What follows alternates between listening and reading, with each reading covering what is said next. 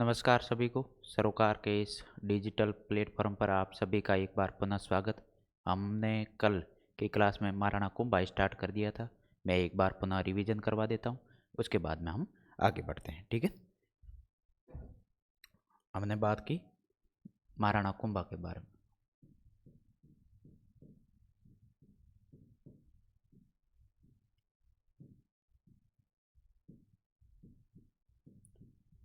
महाराणा कुंभा में हमने एक तो उसके राजनीतिक उपलब्धियां देखी और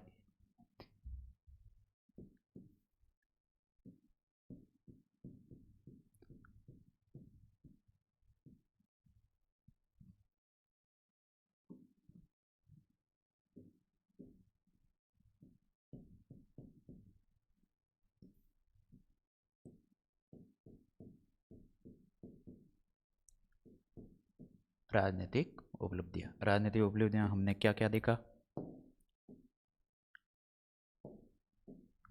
एक तो हमने बात की आवल बावल की संधि,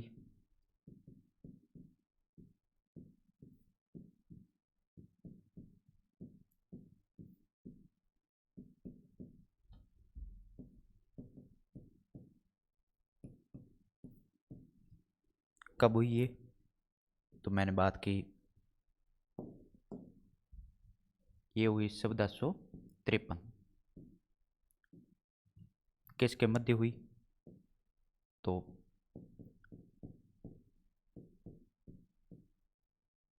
जोधा और कुंभा के बीच।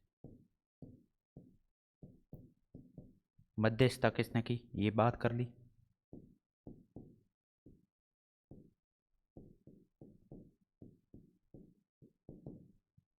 हंसाबाई।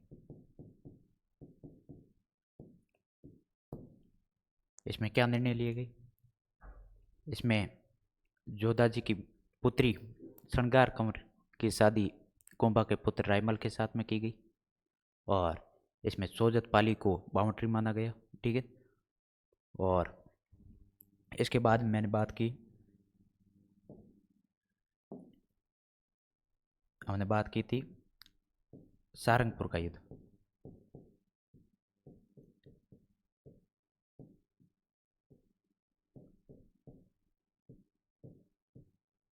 कब हुआ, 1437 AD। ये कल के क्लास में हमारे गलत लिखी गया। ठीक है, 1437 से याद रखें। ठीक है, किसके मध्य हुआ,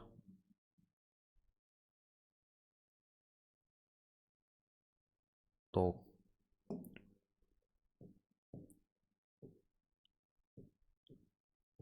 कुंभा वर्सेज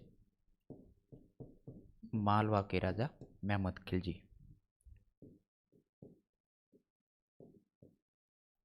महमूद खिलजी फर्स्ट। इसमें विजय कौन होता है, तो महाराणा कुंभा।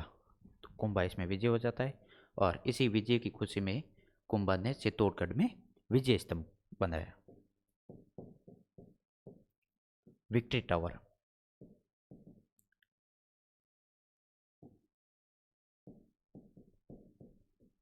विजय स्तंभ का निर्माण करवाया।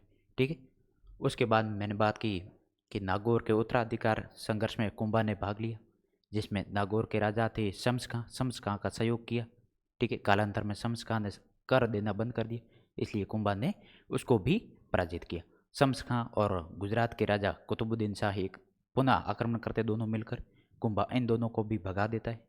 ठीक है, और कुतुबुद्दीन शाह और मालवा के राजा महमूद खिलजी फर्स्ट दोनों एक संधि करते, जिसकी बात की मैंने सांपानेर की संधि।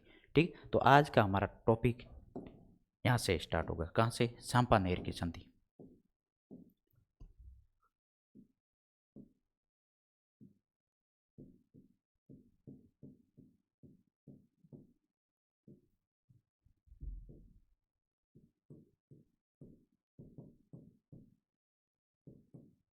संधि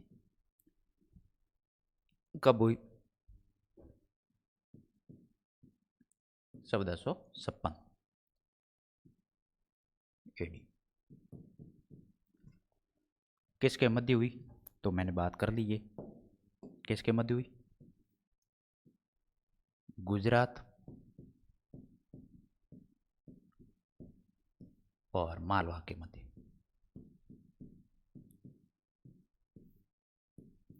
अब गुजरात का राजा कौन? तो कुतुबुद्दीन शाह।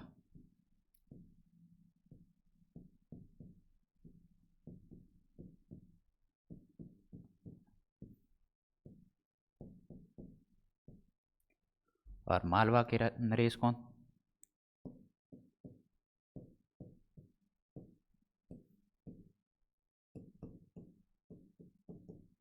महमूद खिलजी फर्स्ट।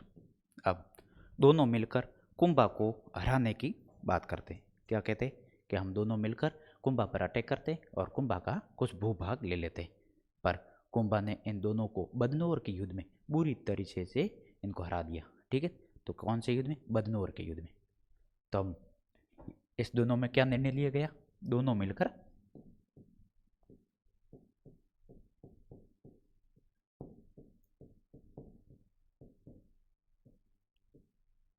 कुंभा को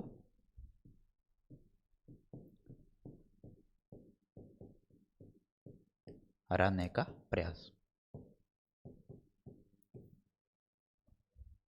ये इनका दय था, दही। ठीक है, उसके बाद में इस संधि के तहत कौन सा युद्ध होता है? बदनौर का युद्ध।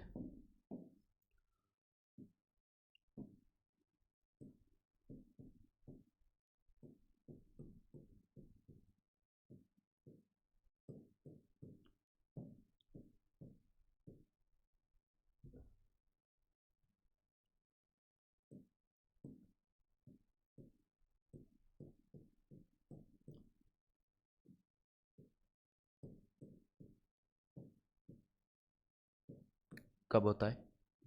तो 1457। ठीक है,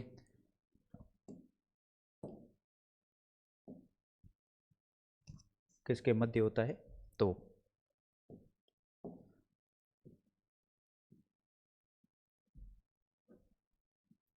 एक तरफ गुजरात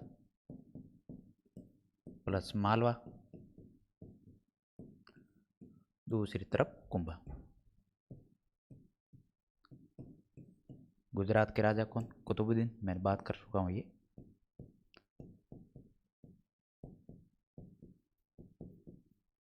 और साथ में खिलजी फर्स्ट। ठीक है, और इसमें विजय कौन होता है? कुंभा होता है। कुंभा ने इन दोनों को हरा दिया, तो कुंभा इसमें विजय होता है। और पराजित कौन? ये दोनों पराजित। ये कुंभा की मोटे मोटे तौर पर इसकी राजनीतिक उपलब्धियां। कौन सी उपलब्धियां? राजनीतिक। अब हम बात करेंगे, जो हमारा पोर्शन अब स्टार्ट होगा वो होगा उसकी सांस्कृतिक उपलब्धियां। कुंभा की सांस्कृतिक उपलब्धियां बहुत इंपॉर्टेंट है। हर बार चाहे पीटी हो, चाहे मेंस हो, चाहे कोई भी अदर एग्जाम मान लो, उसमें सांस्कृतिक उपलब्धियों में से 1% जरूर पूछा जाता है। ठीक है, तो हमारा जो आज शुरुआत कर रहे हैं, जो सांस्कृतिक उपलब्धियां, हमने राजनीतिक उपलब्धियां पढ़ ली, अब सांस्कृतिक उपलब्धियां।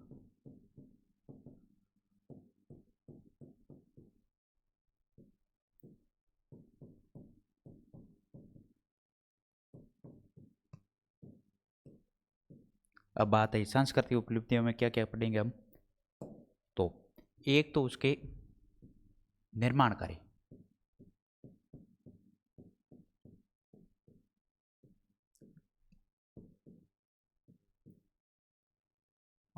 या इसी के साथ में आप लिख दो स्थापत्य कला।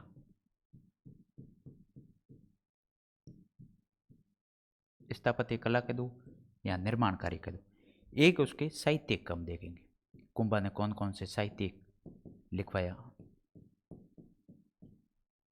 और एक हम देखेंगे उसके दरबारी लेखक कौन कौन से, कोर्ट स्कॉलर।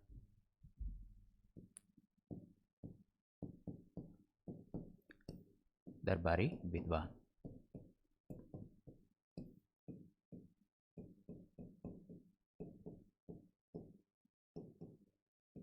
ठीक है, और एक उसके देखेंगे हम उपाधियां। टाइटल कौन कौन से?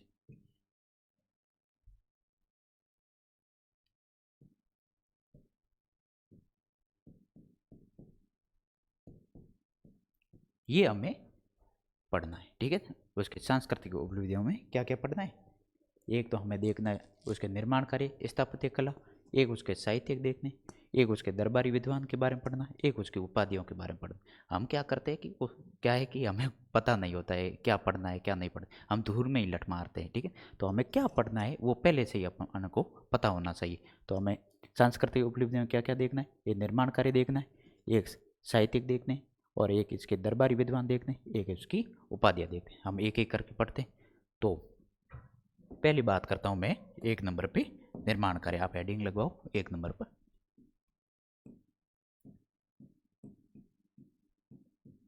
निर्माण कार्य। अब बात आई कुंभा ने क्या क्या बनाया क्या नहीं बनाया। मैंने एक तो बात की थी कुंभान ने विजय स्तंभ का निर्माण करवाया। ये मैंने शुरुआत में जब बात की विजय से सारंगपुर का युद्ध पड़ा तब मैंने बात की कुंभान ने कौन सारंगपुर की विजय की याद में विजय स्तंभ का निर्माण करा। तो उसका एक निर्माण आप लिखिए, विजय स्तंभ का निर्माण।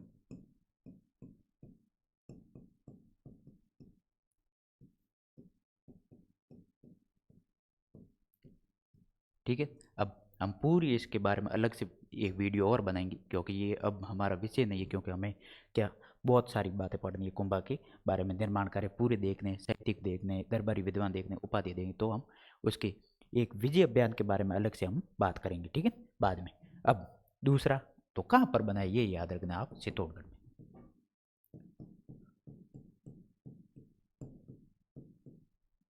ठीक है। अब दूसरा निर्माण करें, एक उसने उसने मतलब कुंभाजी ने, श्यामल दास जी हमारे एक इतिहासकार हुए, कौन सी? श्यामल दास। श्यामल दास जी ने एक किताब लिखी है वीर विनोद।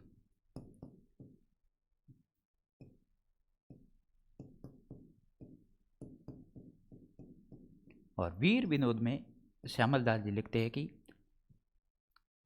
84 दुर्गों में से कुंभन ने 32 दुर्गों का निर्माण करवाया। कितने? कुंभन ने कितने दुर्गों का निर्माण करवाया? 84 दुर्गों में से 32 दुर्गों का निर्माण कुंभा अकेले करवाता है। कौन कहता है? ये श्यामल दास जी कहते हैं अपने वीर विनोद किताब में। ठीक। तो आपसे कोई पूछ ले 84 दुर्गों में से 32 दुर्गों ने कुंभा ने निर्माण करवाया, ये हमें कौन सी पुस्तक जानकारी देती है? तो वीर विनोद। कौन सा लेखक देता है? तो श्यामल दास जी। किसने करवाई? तो कुंभा ने। ठीक है। आपसे जैसा भी प्रश्न पूछे आप कर देना, ठीक है। तो 84 दुर्गों में से 32 दुर्गों का निर्माण करवाया ये कुंभा ने। ये हमें जानकारी कहाँ से मिलती है? तो श्यामल दास जी की पुस्तक वीर विनोद में। अब मैं जैसे कोई बात करूँ तो हम 32 तो नहीं पढ़ सकते, परंतु उदाहरण के तौर पर मैं बात करूँ तो एक तो कुंभलगढ़,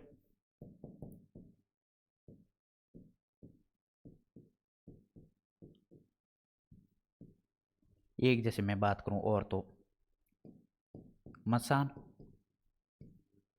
भूमठ, एक मैं बात कहूं असलगढ़। असलगढ़ का पुनर्निर्माण किया, असलगढ़ परमाणु ने बनाया था, ठीक है, परंतु पुनर्निर्माण किया कब किया? 1452 जीर्णोद्वार।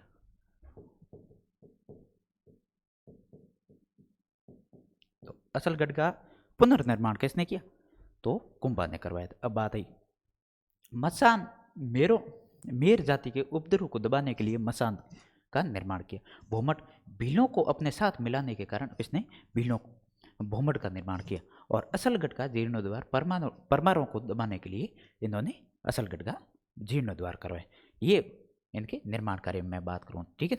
उसके बाद में मैं बात करूँ आगे तो कुंभा ने कुंभ स्वामी मंदिर का निर्माण करवाया।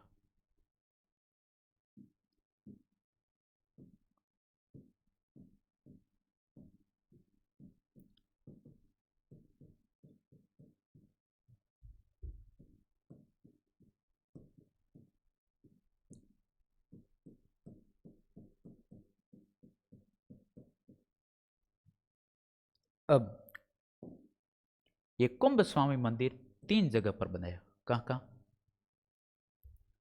बेसिकली ये विष्णु मंदिर है। किसका मंदिर है? विष्णु जी का।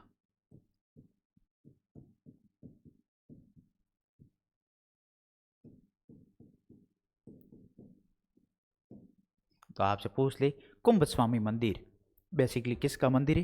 तो विष्णु जी का। ठीक है। अब बात आई, ये हमें 3 जगह से कहाँ कहाँ? एक तो कुंभलगढ़,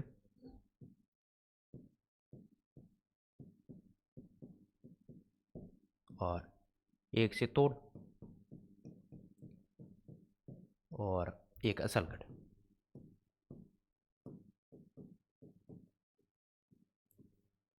कुंभ स्वामी मंदिर का निर्माण कहाँ कहाँ करवाया गया?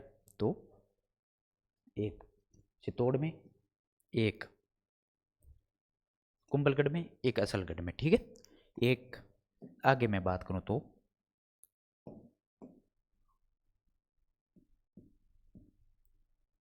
कुंभान ने श्रृंगार समरी मंदिर बनाया।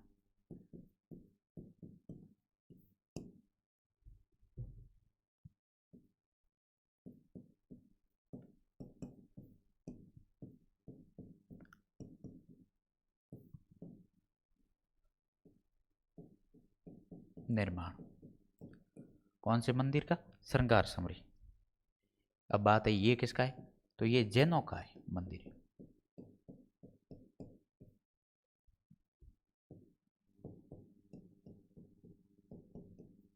कौन से जैन? शांतिनाथ।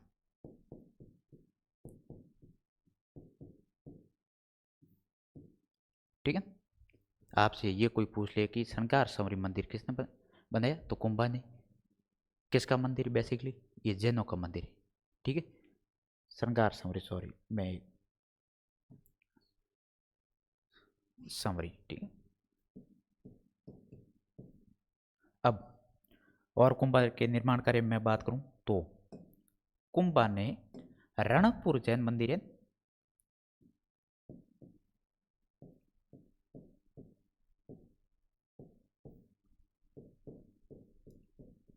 जैन मंदिर के लिए भूमि दान दी, जमीन 99 बीघा। आपसे कोई बीघा पूछे तो 99।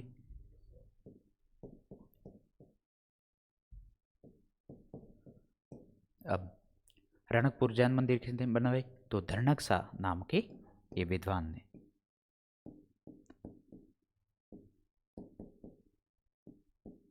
कुंभान ने 99 बीघा जमीन दान की दी थी। किसने दी? तो रणकपुर जैन मंदिर को। आगे मैं बात करूं तो हाँ, कुंभा के हमने निर्माण कार्य देख ली। एक तो उसने विजय स्तंभ का निर्माण करवाया। श्यामलदास जी वीर विनोद में लिखते हैं कि कुंभा ने 84 दुर्गों में से 32 दुर्गों का निर्माण करवाया, जिसमें हमने कुंभलगढ़, मसान, भूमठ, असलगढ़ का जीर्णोद्धार करवाया कुंभा ने। कब करवाए? तो 1452 ईस्वी में। उसके बाद मैंने बात की कुंभा ने श्रृंगार समरी मंदिर बनाए। ये किसका है? बेसिकली जैनों का है, शांतिनाथ का मंदिर है। और कुंभा ने रणकपुर जैन मंदिर के लिए 99 बीघा जमीन दान दी थी। ठीक है। अब मैं बात करूं कुंभा की। कुंभा की क्या पढ़ने हमें? साहित्य पढ़ने, साहित्य। ठीक है। अब कुंभा की साहित्य की बात।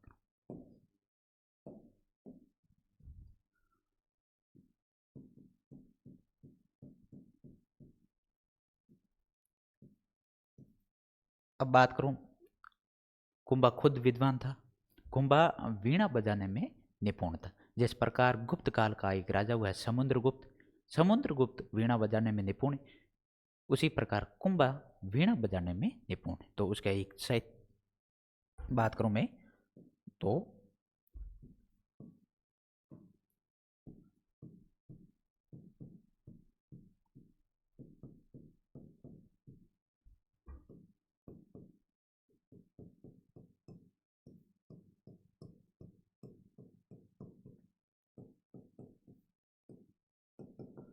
अब कुंभा की संगीत गुरु थे जिसका नाम मिलते हैं हमें सारंग, सारंग व्यास।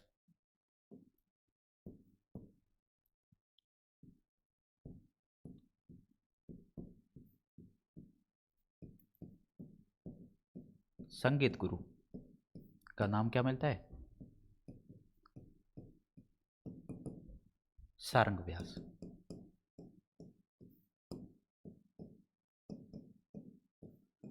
आपसे ये कोई पूछ ले कुंभा के संगीत गुरु का नाम बताइए तो सारंग व्यास। ठीक है। और कुंभा ने कुछ किताबें लिखी है, वो याद कर दो। कुंभा की किताबें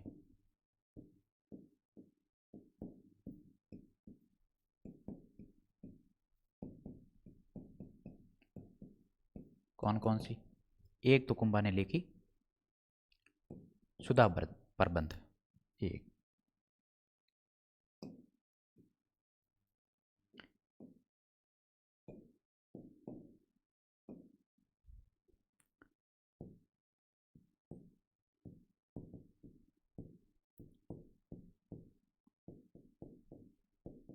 सुधा प्रबंध, इसी कोई सूड प्रबंध लिख देते हैं। ठीक है। एक लिखी उसने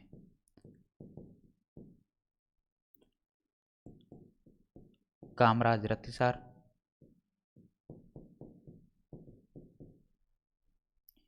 एक लिखी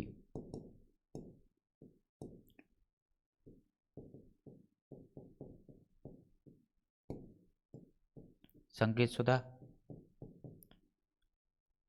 और एक लिखी उसने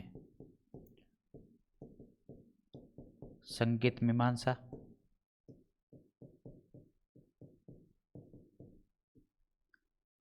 एक लिखी उन्होंने संगीत राज।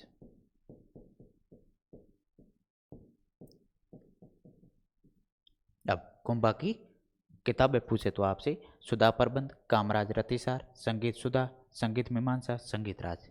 ठीक है। आप याद करना, बोल बोल के याद करो, आपको याद हो जाएगा। सुधा प्रबंध, कामराज रतिसार, संगीत सुधा, संगीत मीमांसा, संगीत राज। कामराज रतिसार के 7 भाग है। कितने भाग है? 7 अध्याय है इसके।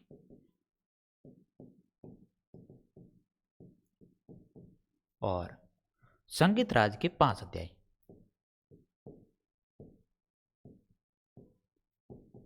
संगीत राज के 5 अध्याय और कामराज रतिसार के 7 भाग है। ठीक है। अब ये हमारे इंपॉर्टेंट है। कौन से? ये संगीत राज के 5 भाग कौन कौन से, तो ये हम देख लेते। ठीक है। तो संगीत राज के 5 भाग।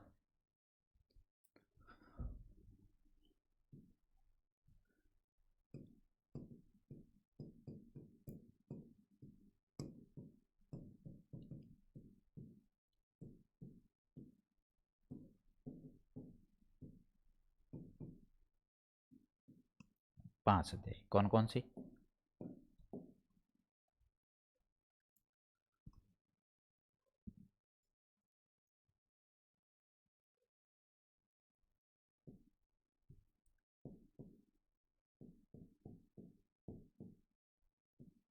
पाट्य रत्न कोश,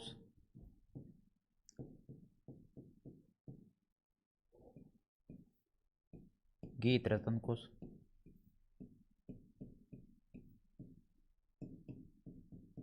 वाद्य रत्न कोश,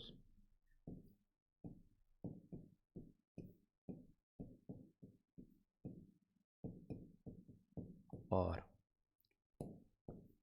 पाट्य रत्न कोश, गीत रत्न कोश, वाद्य रत्न कोश, और कौन सा रह गया? नृत्य रत्न कोश,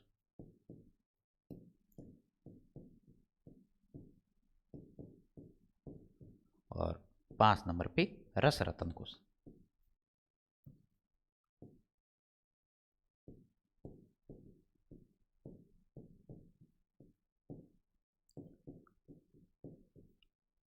अब संगीत राज के 5 अध्याय कौन कौन से? पाट्य रत्न कोश, गीत रत्न कोश, वाद्य रत्न कोश, नृत्य रत्न कोश, रस रत्न कोश। दोबारा बोलो, पाट्य रत्न कोश, गीत रत्न कोश, वाद्य रत्न कोश, और नृत्य रत्न कोश, रस रत्न कोश।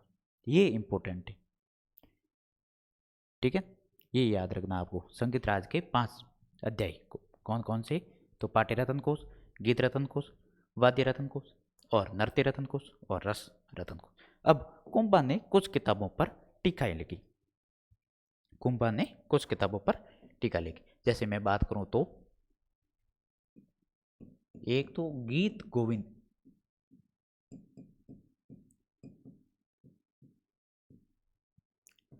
गीत गोविंद पर टीका लिखा। ये जयदेव की पुस्तक है। किसकी है?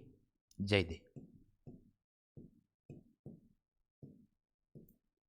इस पर टीका लिखा। टीका मतलब आप कह दो 1 वीक सीरीज, मतलब कोई भी संजीव है, संजीव की छोटी किताब 1 वीक सीरीज आती है, उसी प्रकार टीका मतलब कमेंट्री की छोटी, उसको सरलीकरण किया। ठीक है, तो इसका अलग से नाम रखा कुंभा ने, रसिक प्रिया।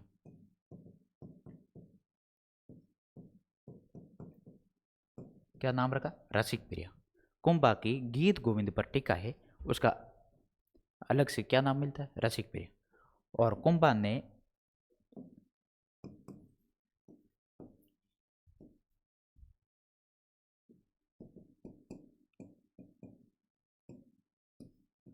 सारंगधर की पुस्तक रत्नाकर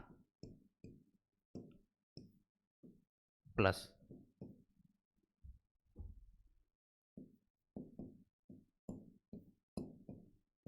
बाण भट्ट की पुस्तक चंडी शतक,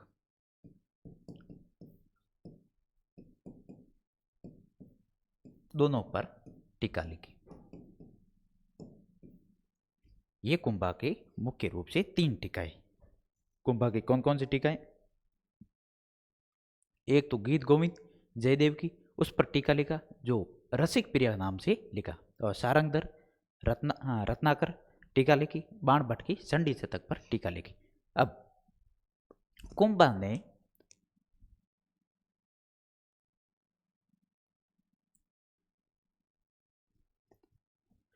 चार नाटक लिखे। कितने नाटक?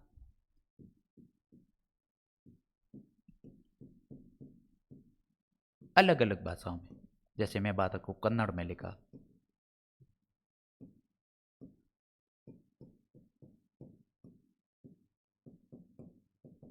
संस्कृत में लिखा,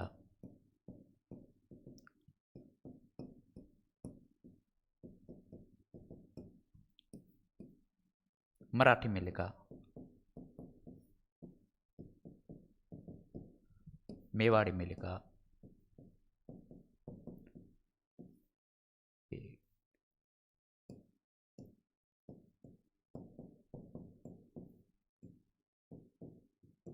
ऐसे कुंभा ने अलग अलग भाषाओं में 4 नाटक लिखे। ठीक है, तो कौन कौन सी भाषाएं कुंभा को आती थी, ये भी प्रश्न पूछा जा सकता। कुंभा कन्नड़ के बारे में जानता था, संस्कृत के बारे में, मराठी के बारे में, मेवाड़ी के बारे में। ठीक है, अब कुंभा की हम दरबारी विद्वान, एक बार मैं आपको वापस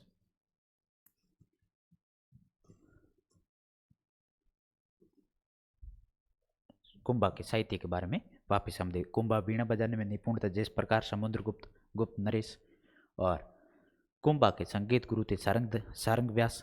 और कुंभा की पुस्तकों में सुधा प्रबंध, कामराज रतिसार की 7 अध्याय हैं, संगीत सुधा और संगीत मीमांसा, संगीत राज के 5 अध्याय, जिसमें पाट्य रत्न कोश, गीत रत्न कोश, वाद्य रत्न कोश और नृत्य रत्न कोश और रस रत्न कोश। कुंभा ने 3 कमेंट्री लिखी।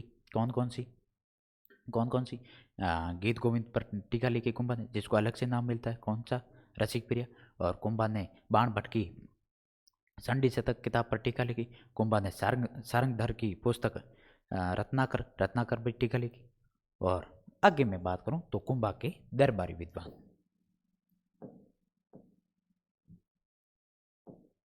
तो कुंभा के दरबारी विद्वान, हेडिंग लगो आप, कुंभा के दरबारी विद्वान।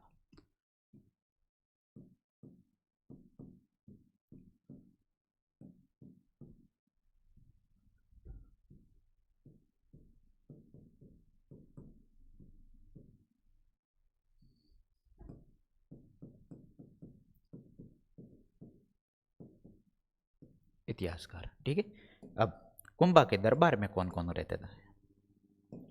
एक तो कुंभा के दरबार में थी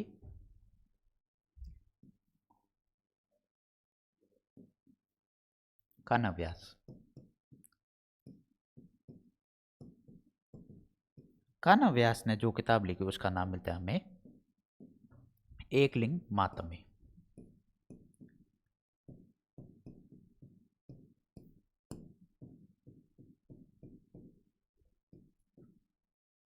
महात्म्य। ठीक है, अब एकलिंग महात्म्य का फर्स्ट भाग था, मतलब कुंभा, ये कान्हा व्यास ने एकलिंग महात्म्य लिखा, उसका फर्स्ट भाग का मतलब है प्रथम पेज, उसका कुंभा ने लिखी, और उसका अलग से हमें नाम मिलता है राजवर्णन। तो कुंभा ने इसका फर्स्ट अध्याय लिखा, फर्स्ट अध्याय कुंभा खुद लिखता है, और इसका नाम क्या रखता है, राजवर्णन।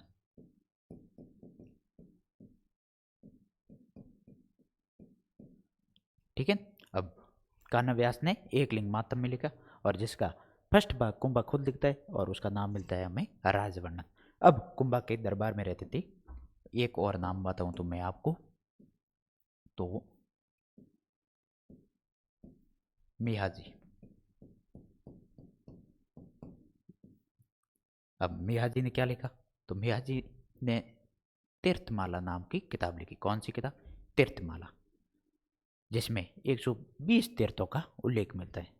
कितने तीर्थों का, 120 तीर्थों का। तो मियाजी ने कौन सी किताब लिखी, तीर्थमाला।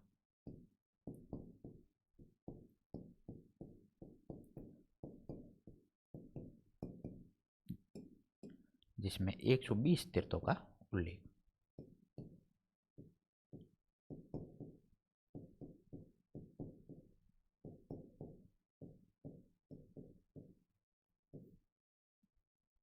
कान्हा व्यास ने लिखी एकलिंग महात्म्य, जिसका फर्स्ट भाग कुंभा खुद लिखता है, उसका नाम रखता है राजवर्णन। और मियाजी ने तीर्थमाला लिखी, जो 120 तीर्थों की का हमें जानकारी मिलती। अब मियाजी के बारे में मैं बात करूं, कुंभा के दरबार में थे मंडन।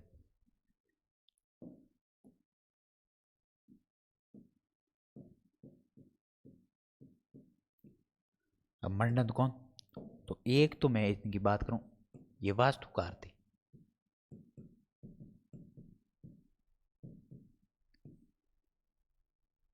तो किसके वास्तुकार थे, कुंभलगढ़ के।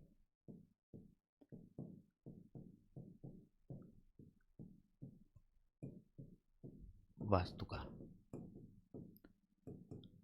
इनकी कुछ किताबें हमें मिलती हैं। कौन कौन सी, ये इंपॉर्टेंट है, आप याद रखना भाई। ठीक है, तो मंडल की कुछ किताबों का आप नाम याद रखना, पुस्तकें।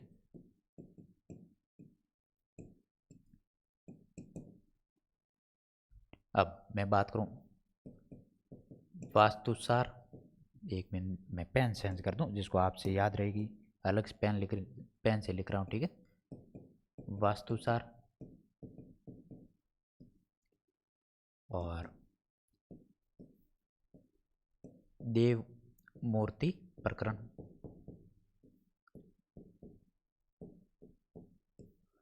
और राजवल्लभ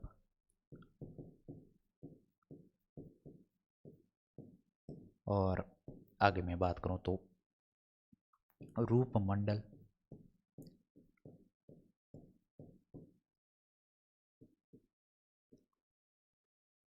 कोदंड मंडल,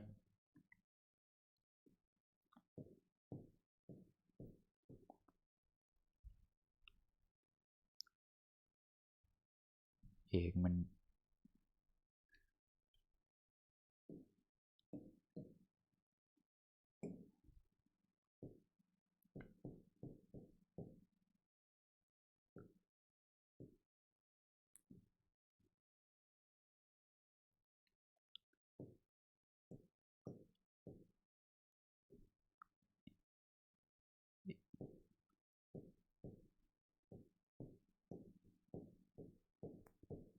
ये इनकी किताबें मिलती। कौन कौन सी, तो मंडल वास्तुकार था, कुंभा के अरे सॉरी, कुंभलगढ़ के वास्तुकार थे, जिसमें किताबें मिलती है मंडल की, वास्तुसार, देवमूर्ति प्रकरण, राजवल्लभ, रूपमंडल, कुदंड मंडल। ठीक है, इसका आपको विषय वस्तु पूछे, रूपमंडल मतलब ये मूर्तियों की जानकारी दी, और कोदंड मंडल ये धनुष के बारे में जानकारी। तो मैं आपको पीछे लिख दूं, ये कोई वस्तु वस्तु पूछ ले तो ये धनुष के बारे में जानकारी, धनुष के बारे में कैसे बनाते, ये रूपमंडल मतलब मूर्तियों के बारे में।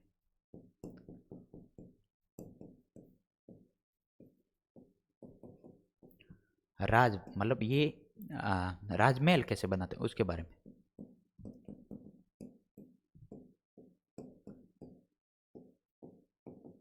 ऐसे हमें जानकारी मिली। अब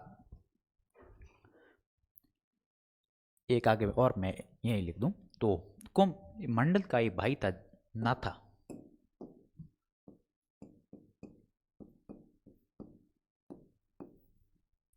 नाथा ने जो किताब लिखी उसका नाम मिलता है हमें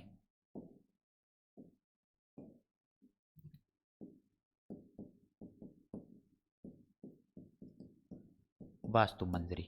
ये किताब आप अलग से याद रखना। नाथा की किताब पूछे तो वास्तु मंजरी। ये कौन है? ये मंडल का भाई।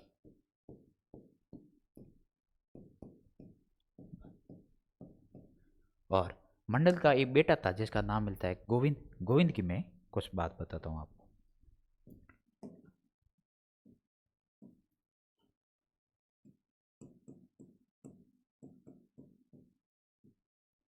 ये इनके दरबार में थे, ठीक है।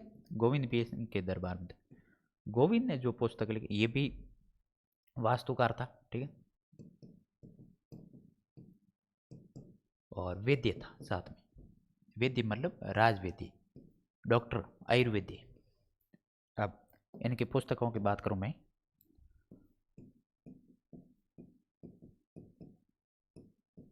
तो इन्होंने लिखी, एक तो लिखी कलानिधि,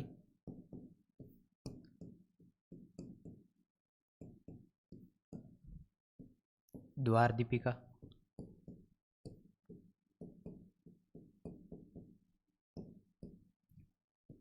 उद्धार धोरणी,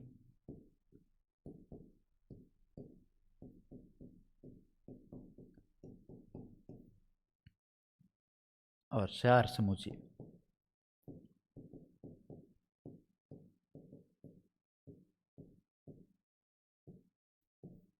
अब गोविंद की किताबें याद रखें आप, ठीक है। कौन कौन सी? कलानिधि, द्वार दीपिका, उद्धार धोरणी और सार समूची। कलानिधि 2013 के RSPT में प्रश्न पूछा हुआ है कलानिधि के बारे में। द्वार दीपिका, उद्धार धोरणी, सार समूची। इसका मैं विषय वस्तु बताऊं तो आपको कलानिधि मतलब मंदिरों की शिखर बनाने की जो भी पद्धति थी उसको कलानिधि पुस्तक में लिखा हुआ है। तो मंदिरों की शिखर की जानकारी देने वाला कौन सा? ये बहुत बार प्रश्न पूछता है। मंदिरों के शिखर के बारे में जानकारी देने वाला राजस्थान की कौन सी किताब है? तो ये है कलानिधि। ये हमें मंदिरों के बारे में, मंदिरों की शिखर, शिखर कैसे बनाते मंदिरों की। जैसे मैं बात करूं, ये जैसे कोई मंदिर है, आप मान लो ये कोई मंदिर है, इसके ये शिखर होता है ना, ये कैसे बनाते हैं, ये वाला शिखर। तो ये हमें जानकारी कौन कौन सी किताब में मिलती है? कलानिधि, ठीक है। द्वार दीपिका, द्वार दीपिका का मतलब दरवाजे, मंदिरों के दरवाजे बनाने की पद्धति की जानकारी हमें कौन सी मिलती है? तो द्वार दीपिका। उद्धार धोरणी, उद्धार धोरणी का अर्थ है मतलब जीर्णों द्वारा कोई भी मंदिर का पुनर्निर्माण कैसे किया उसकी हमें जानकारी कौन देता है? ये उद्धार धोरणी। सार समुच्चय, ये वैद्य जानकारी मतलब वैद्य आयुर्वेद की जानकारी देने, आयुर्वेद की जानकारी देने वाला पुस्तक है गोविंद की, वो है सार समुच्चय। तो ये अलग है, ये याद रखना आप। तो वैद्य या आयुर्वेद लिख दूं मैं, आयुर्वेद की जानकारी, जानकारी। उद्धार धोरणी मतलब दरवाजे, अरे सॉरी जीर्णोद्वार। और द्वार दीपिका मतलब दरवाजे। अब मैंने पूरी पूरी विषय वस्तु बता दी आपको। अलग से आपसे कोई मेंस के बारे में पूछ ले, गोविंद की किताबों पर लेख लिखी, तो आपको लिखना है कलानिधि, द्वार दीपिका, उद्धार धोरणी, सार समुच्चय, ठीक है। अब आगे मैं बात करूं तो कुंभा के गुरु थे जिसका नाम मिलता है हमें हीरा मुनि, हीरानंद मुनि।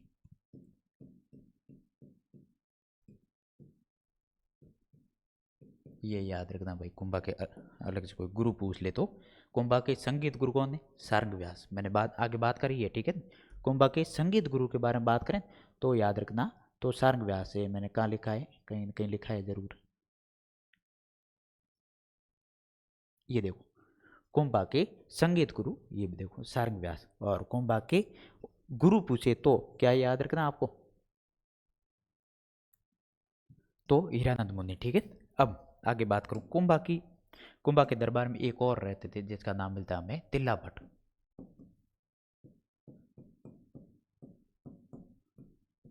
तिल्ला भट्ट, ये RSPT में पूछा हुआ 2013 की।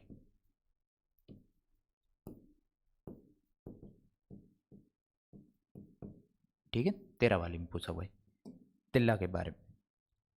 और आगे मैं बात करूं तो एक बात करूं कुंभा की पुत्री रमाबाई, ये भी कुंभा के दरबार में मानते हैं। ठीक है, क्योंकि रमाबाई के पति की देहांत हो जाती और कुछ समय के बाद में रमाबाई वापिस पियर आ जाती है, तो कुंभा के दरबार में ये भी शामिल थे। तो कुंभा के दरबार में रहते कुंभा ने एक तो जावर प्रगना दिया,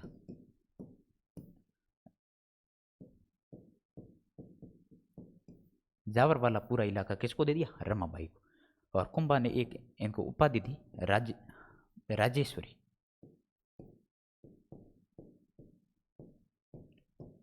राजेश्वरी किसकी उपाधि है, तो रमाबाई की। ठीक है, ये याद रखना आप। अब मैं बात करूं तो कुंभा के दरबार में कुछ जैन विद्वान भी रहते थे, तो मैं उनके नाम लिखवा देता हूँ। तो कुंभा के दरबार में 4 जैन विद्वान रहते थे।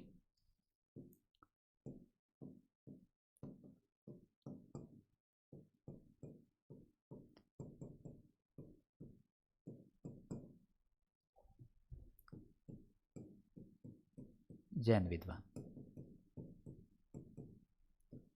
ठीक है, कौन कौन से, एक तो मैं बात कहूं रहते थे सुंदर सूरी,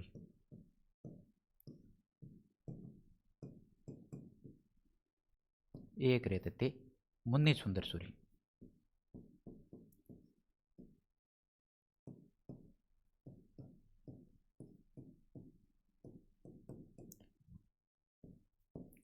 एक रहते थे,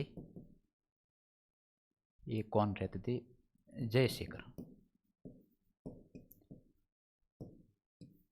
एक रहते थे भुवन कीर्ति,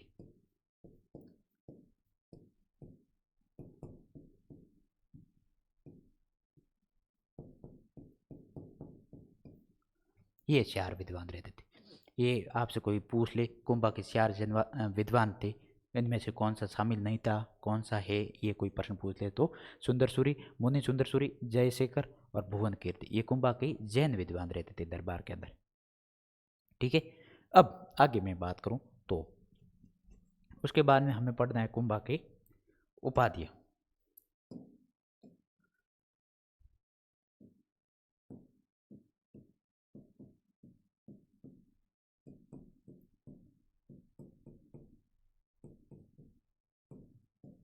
कुंभा की उपाधि टाइटल। ठीक,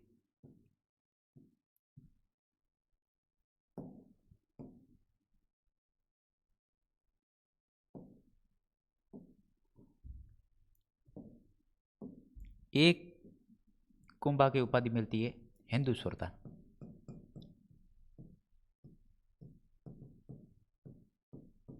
हिंदू सुल्तान मतलब मुसलमानों को हराने के कारण कौन सी उपाधि धारण की, हिंदू सुल्तान की। ठीक है, एक उपाधि मिलती है हाल रासो,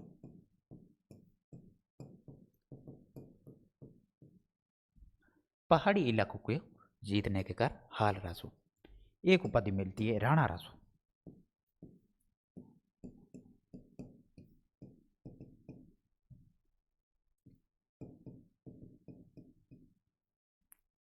साहित्य के कारण, साहित्य प्रेमी के कारण राणा रासो की उपाधि मिलती है। एक उपाधि मिलती है इनको राजगुरु,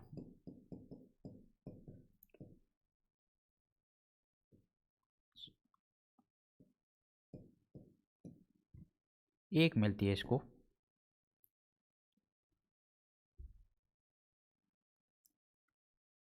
साप गुरु, ये इनकी मुख्य उपाधि। और कुंभा विष्णु भगवान को मानने के कारण इनको दो उपाधि मिलती, एक आदिवरा, एक परम भागवत। कौन कौन सी? तो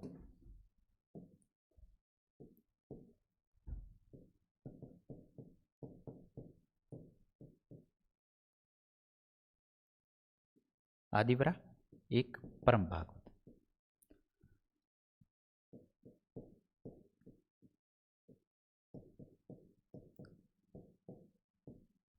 और एक उपाधि इनकी और मिलती है, वो मिलती है नवीन भरत।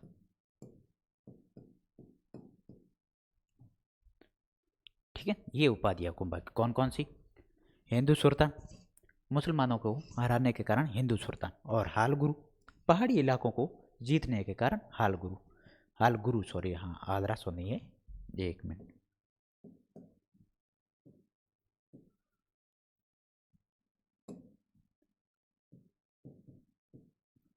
और साहित्य प्रेमी के कारण, साहित्य लिखने के कारण इसको कौन सी उपाधि में मिली? राणा रासो की।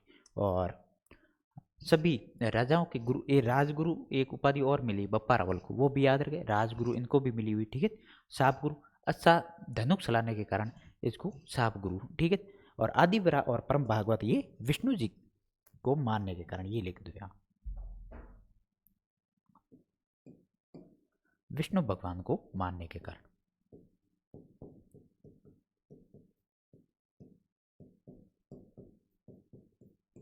मैंने शुरुआत में बात की थी, ये सभी गोहिल जो थे वो सभी एकलिंग जी जो महादेव की पूजा करते थे, परंतु कुंभा विष्णु भगवान को भी मानता था।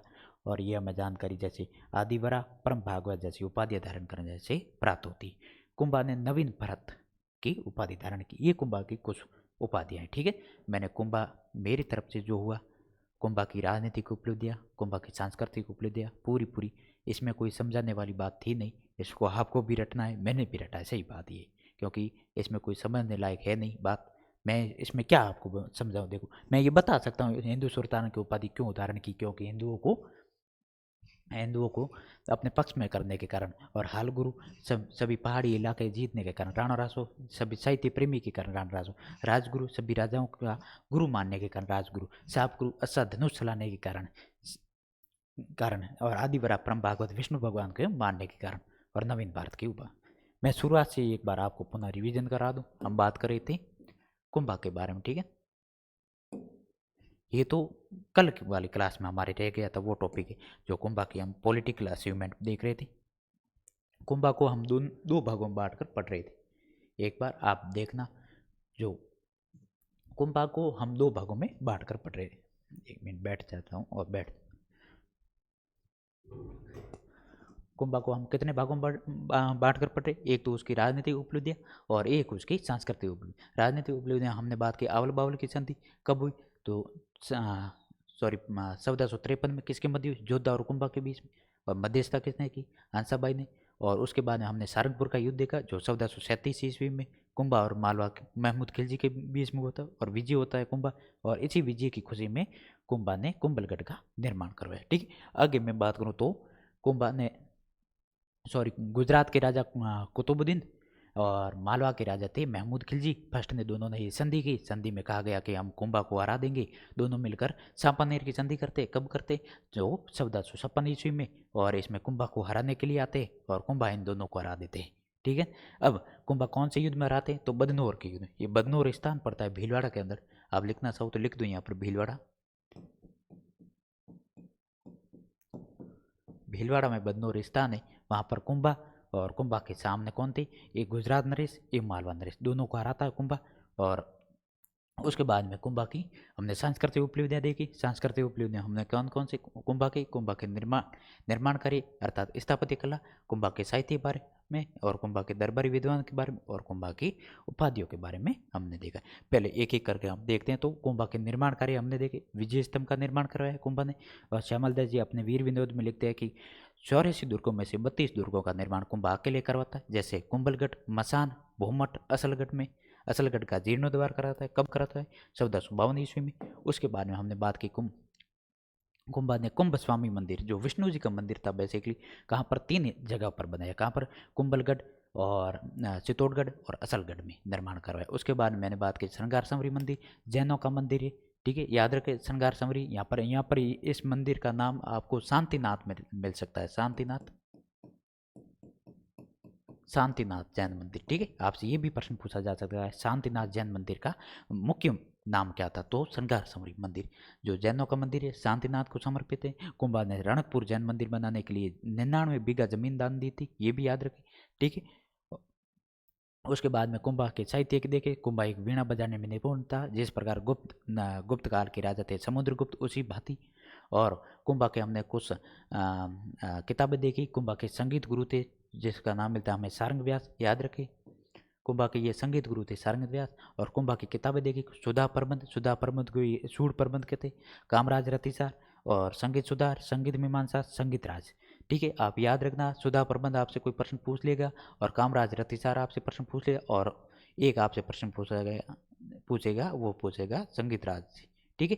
तो सुधा प्रबंध, कामराज रतिसार, संगीत सुधा, संगीत मीमांसा, संगीत राज। अब कामराज रतिसार के 7 भाग है, वो इतने इंपॉर्टेंट नहीं है, मैंने बुक में मुख्य बात की, ठीक है। और भी ये किताबें बहुत सारी है, ठीक है। संगीत राज के हमें 5 अध्याय देखे, जो जैसे मैंने बात की थी, कौन कौन से, पाट्य रतन कोश, गीत रतन कोश, नृत्य रतन कोश और वाद्य रतन कोश, रस रतन कोश। कौन कौन सी, पाट्य रतन कोश, गीत रतन कोश, वाद्य रतन कोश, नृत्य रतन कोश और रस रतन कोश। ये कुंभा के संगीत राज के 5 अध्याय कौन कौन से, दोबारा बोल दो एक बार। उसके बाद में कुंभा ने 3 किताबों पर टीका लिखा, टीका का मतलब उसका सरलीकरण किया गया, ठीक है।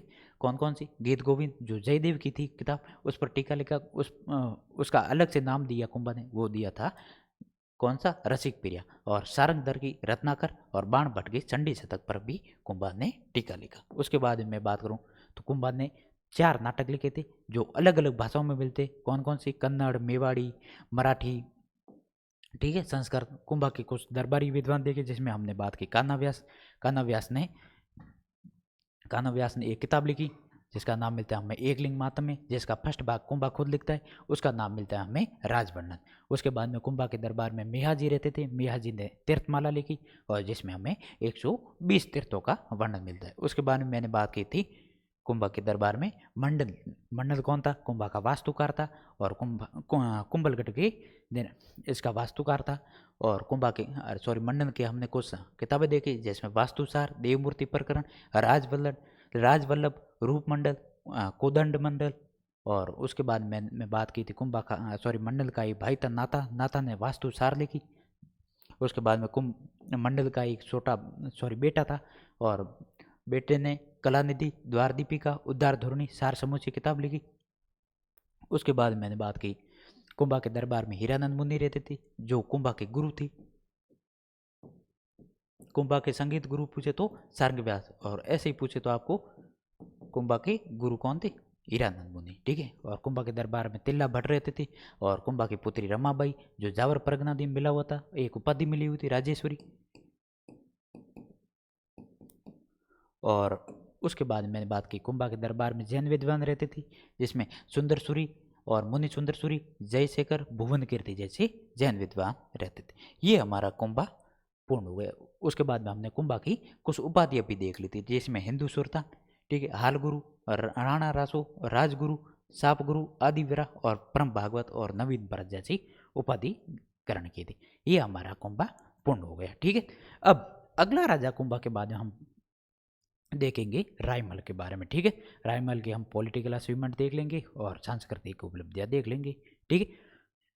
तो हमारा ये आज वाला कुंभा पोर्शन हमारा पूरा हो गया। बहुत बड़ा राजा था, 2 क्लासें हो गई। कुंभा की पॉलिटिकल अचीवमेंट के लिए अलग क्लास हो गई, और कुंभा की सांस्कृतिक उपलब्धियों के बारे में अलग क्लास हो गई। धन्यवाद आप सभी को, और एक बार पुनः आप रिवीजन करना, ठीक है। बार बार आप दोहराओगे तो आपकी याद भी हो जाएगा, ठीक है।